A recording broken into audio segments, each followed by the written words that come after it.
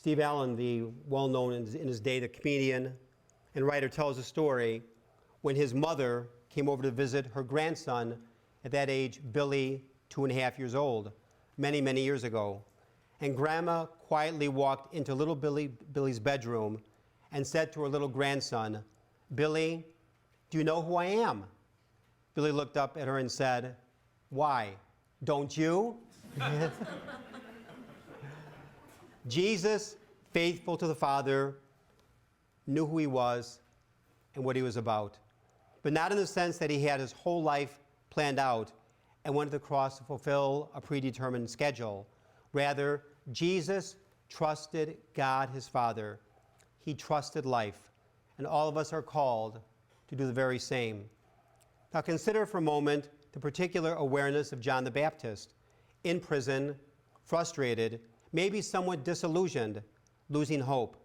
He sends a message through Jesus' disciples to ask him, "Are you the one who is to come, or should we look for another?" You know, we're never told whether John's disciples ever made it back with Jesus' answer.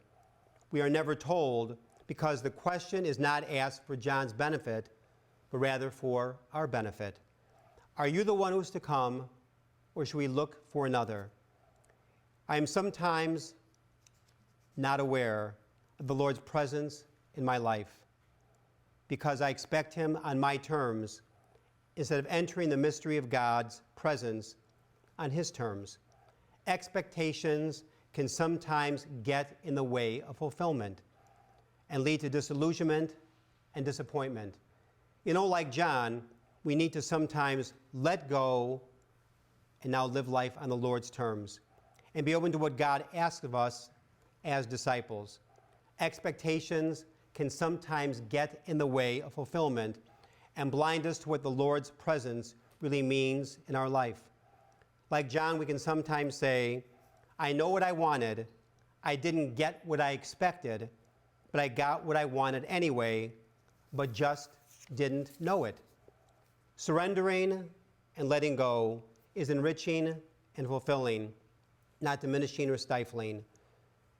Advent is a season to let God into our lives, not necessarily on my terms, but like John, we are called to stretch. Our doubts will not ruin us, but indifference, apathy, anger, an unrepenting heart, unrealistic expectations, and blindness will. For a big part of what we see in life depends upon what we are looking for.